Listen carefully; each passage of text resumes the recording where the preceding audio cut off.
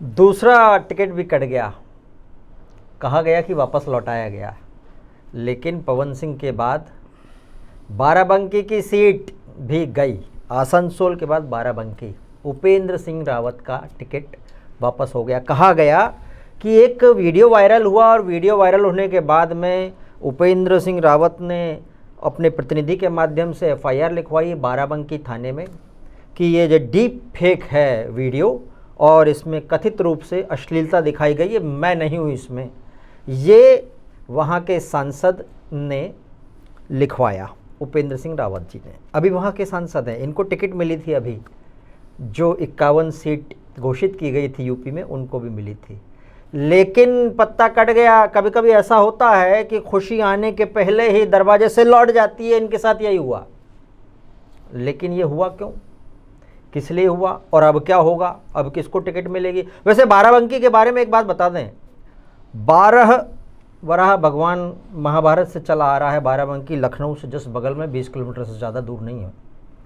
गजब की सीट है ये, प्रॉक्सिमिटी इसकी राजधानी से है और महाभारत काल से चल रहा है। सिर्फ महाभारत नहीं, दशरथ जी के ज़माने से भी चल रहा है, सूर्यवंशी राजाओं का ये गढ़ रहा है। लेकिन वहाँ पर इस तरह की राजनीति गजब चल रही है, अश्लीलता इस समय। आसनसोल में भी कुछ लगभग इसी तरह का मामला आया। पवन सिंह जी के गाने पे आपत्ति हो गई कुछ लोगों को। उन्होंने कहा कि हसीना बंगाल के और ऐसे कई ऐसे गाने बनाए पवन सिंह जी ने जिसमें बंगाल की महिलाओं पर अभद्र टिप्पणियाँ की गई हैं। ये दोनों बातें महिलाओं से संबंधित हैं। हमारे साथ में इस समय मौजूद हैं पुष्कर सिंह चौहान जी, हमारे सहयोगी हैं, वरिष्ठ हैं। इनसे पूछते हैं बाराबंकी सीट के बारे में कि अब क्या होगा और कटा तो कटा क्यों ये टिकट, क्या ये लौटाया गया है या क्या हुआ है, खेल क्या हुआ है? पुष्कर जी, खेल क्या हुआ? भूपेंद्र जी, सीधी बात है। अब जो एक ट्रेंड बीजेपी स्थापित करने जा रही है 10 साल लगातार सत्ता में रहने के बाद, आप देखेंगे, आप टिकट कटने और लौटने की बात कर रहे हैं। जयंत सिन्हा, गौतम गंभीर उठाइए, इन्होंने कह दिया, उन्होंने कहा क्लाइमेट चेंज करना पे काम करना है। उन्होंने कहा हजारीबाग में हम नहीं लड़ेंगे। गौतम गंभीर ने अपनी सीट छोड़ी और कहा कि मेरे प्रेयर कमिटमेंट्स हैं। अब यहाँ पे विरोधाभास देखिए, फिर आते हैं वहाँ तक। जब आप साइन कर रहे थे तो इसका मतलब आप एमपी थे और 5 साल पहले किया था अगर वो असाइनमेंट की 2024 में हम आपके साथ जुड़ जाएंगे, वर्ल्ड टेस्ट क्रिकेट है और T20 चैंपियनशिप है, उसमें कमेंट्री करने जाना है, तो ऐसा नहीं। आपने आईपीएल में आप रहे, आप उस समय भी काम कर रहे थे, आप उस समय मांग लेते, सरकार से कहते कि मैं नहीं कर पा रहा हूँ, मैं जनता के साथ नहीं। तो आप पूरी दिल्ली, हम लोग नोएडा में खड़े हैं और आप देखते हैं कि दिल्ली में कितने की जनता थाली भी लगवा रहे हैं। समस्या ये है, नरेंद्र मोदी ने अब एक पैरामीटर सेट कर दिए। आप विवाद में आए तो आपको, वो कहते हैं, इज्जत से चले जाओ तो कल को कुछ और भी मिल जाएगा, और नहीं तो जो समझदार थे, ऐसा थोड़ी ना कि मीनाक्षी लेखी को नहीं मालूम था उनका टिकट कट रहा। ऐसा नहीं था कि केवल मनोज तिवारी को ही मालूम था उनको टिकट मिल रहा, बाकी जो 4 कटे उनको मालूम नहीं था। मालूम था ना, लेकिन गौतम गंभीर ने उसको अपनी बढ़िया तरीके से, कहते हैं, विदाई ले ली। इससे ज़्यादा छीछालेदर हो कि कल को ये चले काट दिया। भाई मैंने ये ऑन कर लिया कि आप मेरा टिकट मुझे मत दीजिए, मैं दूसरे काम में जा रहा हूँ, बात खत्म हो गई। पवन सिंह और उपेंद्र रावत पर आते हैं। उपेंद्र रावत ने जब ये करीबन 8 सीढ़ियाँ, जो विपक्ष कह रहा है कि 8 सीढ़ियाँ मार्केट में है, उन्होंने जो कार्रवाई करनी थी वो उनके साथ हो गया। जो अभी आप बोल रहे थे ना कि कभी कभी खुशियाँ दरवाजे से लौट जाती, अब वो ऐसा फंस चुके थे कि वहाँ कोई सुनता नहीं। केंद्रीय चुनाव समिति की बैठक हो चुकी है, 6 तारीख को जो बैठक है उसमें बाकी की सीटों पे डिस्कशन होगा, ये इन सब पे नहीं होगा। अब होगा कि इन्होंने टिकट वापस कर दिए तो किसको देना है। भाजपा 24 घंटे, कहते हैं, चुनावी मोड की तैयारी में रहती है। वहां हर काम बटा हुआ है, किसको किस संभाग की बैठक लेनी है, आपसे अच्छा कोई नहीं जानता किसको क्या करना। वो फाइल तैयार होकर पहुंच जाएगी। जब 6 तारीख को शाम को बैठक होगी तो पीएम को सुबह 4 बजे तक बैठना पड़ेगा, रात में 12 बजे तक फाइनल जो रखा होगा। मेरिट के आधार पर काम हो रहा है। अब लाइकिंग और डिसलाइकिंग नहीं है कि ये जो है उपेंद्र सिंह रावत, इनके पीछे क्या कोई साजिश है या वाकई ये डीप फेक की चाल में फंस गए अब हैं? मुझे एक बात बताइए, पवन सिंह का आपने जिक्र किया और उपेंद्र रावत का, 2 टिकट जो आपने अपने शुरुआती जो ओपनिंग की उसमें आपने बताया कि महिलाओं के साथ अगर आप ऐसा करेंगे तो, और विपक्ष के कई नेताओं ने ट्वीट भी किए, गाने किए, तो इसलिए। लेकिन आप ये देखिए ना, पवन सिंह भी दे आए वापस और उपेंद्र सिंह रावत। आज सुचिता का जो मार्क है ना वो अलग सेट हुआ है। अब ये है, ऐसा नहीं अभी लिस्ट तो सबकी आनी है ना, और ऐसा तो है नहीं कि पाक साफ है। राजनीति के हमाम में सभी जैसे हैं मालूम ही है। अब आप क्या करेंगे ये अब आपको तय करना। आज मजाक उड़ा लीजिए, 7 तारीख को कांग्रेस के केंद्रीय चुनाव समिति की बैठक है, तब भी कई नाम आएंगे। क्या ये माना जाए बाराबंकी से जो पूर्व सांसद हैं प्रियंका रावत की सीट पक्की हो सकती है या वो एक कैंडिडेट हो सकती है? अब मैं आपको बताऊं, प्रियंका रावत डॉक्टर थी, कम उम्र की सांसद चुनी गई थी, लेकिन जैसे ही चुनी गई 2014 में, मई में सरकार बनी 16 मई के बाद, और इन्होंने 2 आरोप धड़ाधड़ लगे।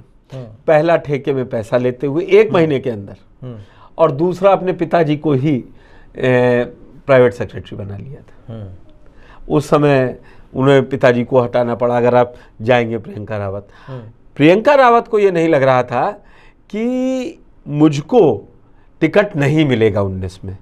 मैं अगर कहूं कि जो उनके लोगों से बात हो रही थी वो आश्वस्त थी पूरी तरीके से कि मैंने अगर कोई गलती शुरुआत में की थी तो मान ली थी और मैंने एक छवि रखी। लेकिन आपको मैं बताऊं, पूरे बाराबंकी में प्रियंका रावत का जो कार्यकाल रहा 2014 से 2019, वो उनको समझ में नहीं आया। वो जितना ठीक कर रही थी वो बिगड़ता ही जा रहा था, और आखिरी में टिकट कटा।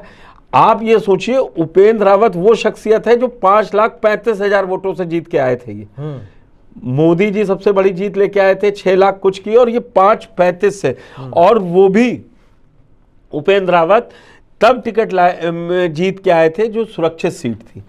आपको 2019 मालूम होगा, 5 सिटिंग एससी से सांसदों टिकट कट गए थे। हरदोई से अंशुल वर्मा, मिश्रिक से अंजू बाला, बाराबंकी से प्रियंका रावत, आगरा से सांसद रमाशंकर कठेरिया का टिकट काट के एससी कोटे से इटावा भेज दिए गए थे, और एक टिकट और था। आप सोचिए, मतलब पार्टी ने कितना बड़ा दम दिखाया था कि एससी सिटिंग सांसदों के टिकट कटे थे। मुझे याद है तब 18 मार्च को होली थी 2019 में, उस दिन लिस्ट आई थी और हम लोग देख रहे थे जो टिकट कटे थे वो ज्यादातर सब सिटिंग सांसद, और वो भी एससी कोटे कटे थे। अब लेकिन इस समय अब प्रियंका रावत का टाइम मुझे लग रहा है फिर आता हुआ दिख रहा है, क्योंकि प्रियंका रावत काम करती रही। 2022 के चुनाव में भी उनको थोड़ी जिम्मेदारियां दी गई कि आप इस मंडल को संभालिए। आप यहाँ देखिए, जो एक आप जानते हैं कि मैं देख रहा था, गुजर रहा था जब बाराबंकी से, तो उनके पोस्टर लगे हुए थे, बैनर पोस्टर लगे। इसका मतलब व्यक्ति उनका नाम गया हुआ है, राजनीतिक रूप से जीवित है। और उपेंद्र रावत इस ख्वाब में थे कि मैं 5.5 लाख से जीता हूं, मेरा टिकट नहीं कटेगा। अब 2 बात समझने की, मैं इस पे ये नहीं कह रहा हूं कि वो वीडियो डीप फेक का है कि नहीं है, मैं ये बिल्कुल नहीं कह रहा हूं कि ये सही वीडियो है। लेकिन आप जो राजनीति आप भी समझ रहे हैं, आप 20 साल से ऊपर की पत्रकारिता कर रहे हैं, ये टाइमिंग देखिए ना, ये आज तो नहीं हुआ है। टाइमिंग देखिए, जब टाइमिंग आती है आदमी ऐसा फंस जाता है। उनका आप ट्वीट और फेसबुक पढ़िए ना, लिखा कि जब तक मैं निर्दोष साबित नहीं होऊंगा तब तक चुनाव नहीं लड़ूंगा। उन्होंने ये इसीलिए खेला कि कल को निर्दोष तो हो ही जाना है। भाई वो कह रहे हैं कि ये मेरा नहीं है, अब निर्दोष आप कहां से लाएंगे, कहां का बना है, क्या बना है, उसमें तो कोई सेकंड पार्ट को आना पड़ेगा ना। पर जो डैमेज होना है वो हो गया। उनको जो तुरंत नुकसान था वो हो गया, इसीलिए उन्होंने इतना बड़ा रखा कि कल को आगे मुझे विधानसभा 3 साल लग जाए कोर्ट में, अगर क्योंकि शिकायत दर्ज कराई है, अगर जांच में पाते हैं तो आगे संभावनाएं बनी रहे। और आजकल उन्होंने तो वो नियम आ गया कि आपको त्वरित करना है, हाँ हाँ फास्ट ट्रैक कोर्ट में डालना ही पड़ेगा आपको। मुकदमा तो तब चलेगा जब पुलिस उसमें कुछ देखेगी ना। अब जिसके खिलाफ होगा फिर वो आएगा, वो एक लंबा प्रोसेस है, मतलब लंबा 1-2 साल। लेकिन अब अभी तो चुनाव हो जाने हैं ना मई तक लास्ट में, अब 2 महीने में तो कोर्ट नहीं इनको दे रहा है।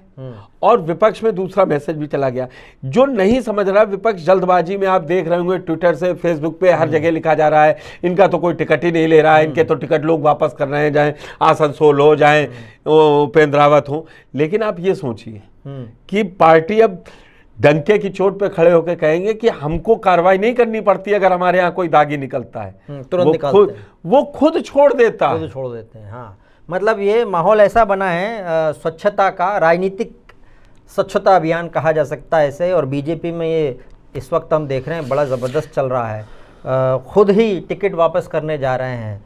एक ये शेर याद आ रहा है, वो अफसाना जैसे अंजाम तक ले जाना न हो मुमकिन, उसे खूबसूरत मोड़ देकर छोड़ देना चाहिए, टिकट ले लो भाई। अक्सर इश्क के लिए कहा जाता है, लेकिन आप ये राजनीति में सेट कर दिए। ज़्यादा दुर्गति उसके पहले एक मोड़ दे दिया, अच्छा और छोड़ दो। और ये भी है, एक फैक्टर देखा गया है कि जनता से आप कितने जुड़े रहो। जनता से जुड़ना सिर्फ काफ़ी नहीं है, बाकी पॉलिटिक्स इसी का खेल है, दूसरी चीज़ें भी आपको नियंत्रित करनी पड़ती। अब वो गाना जब वो फिल्माया जा रहा होगा पवन सिंह जी पे, उन्होंने सोचा भी नहीं था कि ये गाने आप उसके यूट्यूब पे मिलियंस हैं। हाँ, तब किसी को नहीं लगा हाँ, पवन सिंह आज जेपी नड्डा जी से मिले। तो राजनीति भूपेंद्र जो आप समझ रहे हैं ना, इधर से चल के राजनीति में आपकी किस्मत का सितारा बहुत जरूरी है, सही बात है।